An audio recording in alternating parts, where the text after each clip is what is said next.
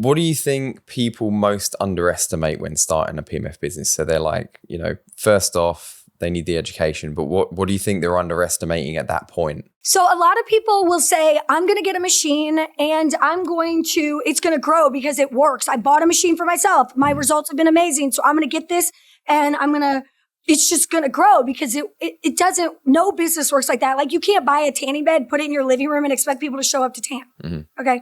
They don't know.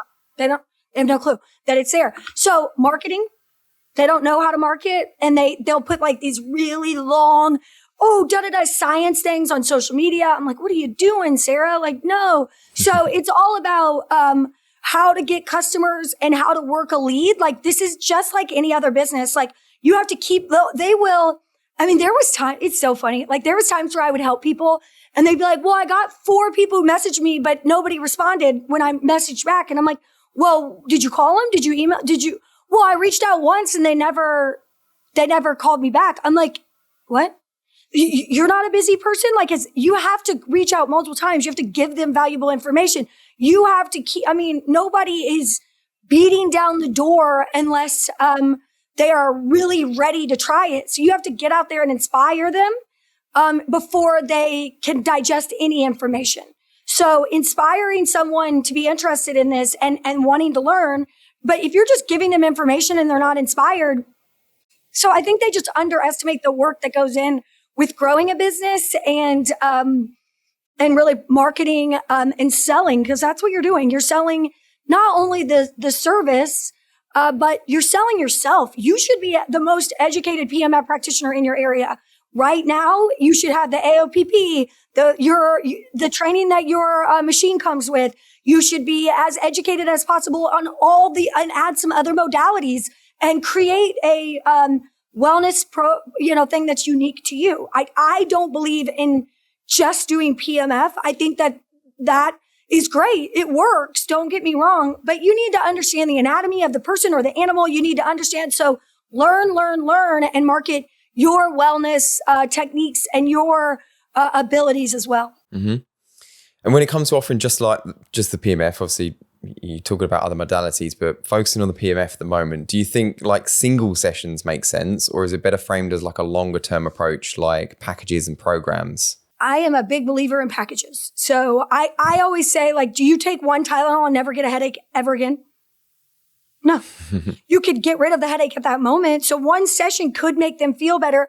But again, specifically with high intensity, and with low intensity, there's 3 things that's going to happen. One of 3 things is going to happen after a session, right? After you have any PMF session. 1, you're going to feel nothing. Okay. After the session, you're going to feel the exact same. 2, you're going to feel so much better that you're amazed. 3, you're going to feel worse. Okay. So one of those things is going to happen no matter what. Specifically, if you have a metal, buildup of heavy metals in your body, if you've been on a lot of medications, you've smoked, you've drank, you're detoxing a lot of that out, right? So there is some, that can happen, and explaining to a customer that, hey, we're going to do this first session and we're going to see how you feel. But you have got to commit right now to at least doing 5. Like we are going to do 5, because once I know after the first session how your body responds or how your animal's body responds, that's going to allow me to tune in and really make the next 4 sessions perfect for you, so that we really start seeing inflammation reduction and seeing results. Like this is not you can get one massage that feels good, but regular massages work. You can work out once and see some energy and see it feels kind of good, right? But that's not going to do anything long-term for your health. The true power of PMF is regular sessions. Just like you eat healthy and you work out, you should be doing this every day before you're injured, before there's a problem, or at least 2 to 3 times a week right now for better mitochondrial function, period. And what, in your opinion, makes for an effective first demo or introductory session? So how would you first introduce that? Well, see, again, it's easier with high power to do that, right? Low power, they're laying on a mat and they may feel it, they may not. They're going to make a decision at some point during that process whether they believe this is working or not, okay? I believe a good first session involves taking the coil, placing it on the body, moving it around on their body, and turning it up slowly so that they can really start feeling the machine. and that it's comfortable. Some people that's a 4, some people that's a 15. I don't know. And then really letting them feel it and move it around themselves and get an idea of what's happening. And then get immediately within 12 hours, getting that follow up of how do you feel? What's going on? To me, again, it's much, much easier when the customer can feel it, because that description of what's happening to them is so much easier. And then to say, hey, they like it. Everyone is like, that's weird. This is weird. It feels weird. Their closest comparison is E-stim, electrical stimulation. And it's not that. Like, that's like, saying that, riding a motorcycle is driving a Porsche. Like, it's not the same thing. And so feeling PEMF and feeling it on your body is something that I believe everybody should do, because it's amazing how it feels and the way your body reacts. But also, I think that it's just about being able to sell it to them and explain it to them on what to expect is much easier when you could feel it. Mm-hmm. And what, in your opinion, separates a good practitioner from a great one? Listening. Mm-hmm. A great practitioner listens more than they talk. So after a session, practitioners done a session, how should they then be following up with the clients to set expectations properly and maintaining the trust after that first session? Yeah, so I always, I like to do a consultation at my wellness club where we ask some very basic questions and get to the real root of why they came in today. I think that's the question that we want to know. Why now? Why now? What else have you done? What else have you tried? And what has gotten so bad that you're willing to try something like this? Because you may have noticed this too. By the time people find PEMF, it's usually because they have tried so much other stuff and they're miserable, or they are looking for the relief that they need. And, someone they know or trust has told them about this. It's not a Google ad. Okay. It's just not, period. It is, you have to trust the person who's telling you, or the video you saw, or whatever.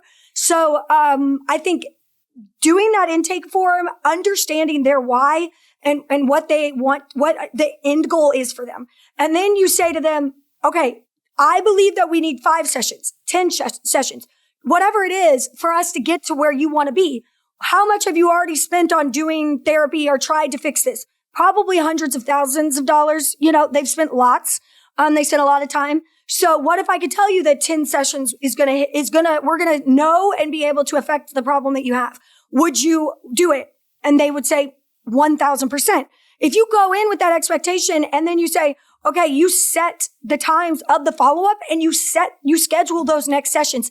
You don't let somebody leave after their first session, say, I'll call you tomorrow and we'll set you up. No, you say, all right, Steve, I'm going to meet you. I'm going to call you tomorrow at 3. Does that sound good? Great. Let's go ahead and schedule your next 4 sessions. How's Tuesday? That is effectively being the leader, having the confidence and going in and leading the conversation from the beginning, and not allowing the customer to lead it, and showing that you're the expert. That's how you have to do it. Mm-hmm. And kind of my final question on the business side of things, you've touched on this, but what advice would you give someone trying to build a sustainable PEMF business rather than just a short-term one? So what's your kind of top tip on sustainability, keeping it going for longer? Well, make sure that you buy a machine that can be around for longer. You know what I mean? Like, check the warranty on it. I know people who are trying to cut corners and get Chinese machines or whatever. And then they're like, well, I got started and I don't know, blah, blah, I broke. Well, okay. Working equipment helps. Second of all, having really strong education and confidence, and knowing how to follow up, how to build your list. I mean, this is something that my father drilled into my head, that every book I've read drilled into my head. We are at a time right now where you've got to, build your list, get a list of clients, put them in a software, follow up with them. Bring on new modalities that work, that have clinical research. I think really it's a lot of times people don't believe it. So having a machine that has some research behind it, like actual clinical studies, that's important. And being able to have the confidence to speak to those. And the second best thing to hear when you're trying to get somebody to try PEMF is the word no. Okay. You want them to tell you I'm done. Like, great, perfect. I'm moving on to somebody else. And so it's the yeses, the maybes that kill you because you keep following up with them and hoping that they schedule a session.